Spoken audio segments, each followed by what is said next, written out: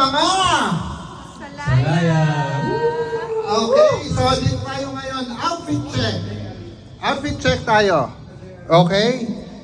Just JN Justice, outfit check. Outfit check, white, maong, and shirt sleevers. Shirt from SM Women. how much? Mom. Mom. From my mom. Mom. Shorts from Uniqlo from my sister, Davi. Shout out to you. And sleepers from Shopee. Total, how much? Mom. From the pocket of my mom. 10,000 pesos. Wow! 10,000 pesos outfit check. Of course, Rocky outfit check. So, yung shirt, di ko alam kung saan galing. Pero 900 pesos. Uniqlo pala, sorry. I'm not sponsored by the way. Baka naman. So, Uniqlo, baka naman. Sponsored. So, 900 yung pants, di ko alam kung saan galing. Yung belt, alam ko hindi lang. Kasi kinuha ko lang to sa partner na to. Hindi, binigay sa akin. All in all, Chinilas na ako! Chinilas na From Havaianas. Havaianas. The feet are mine.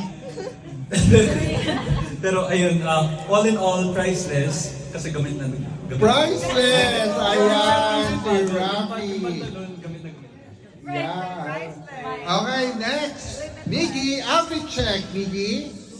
What's up, Salaya Nation? Yeah. First, the top comes from Uniqlo. This 900 pesos, courtesy of my mom and dad right there. Thank you so much. The jacket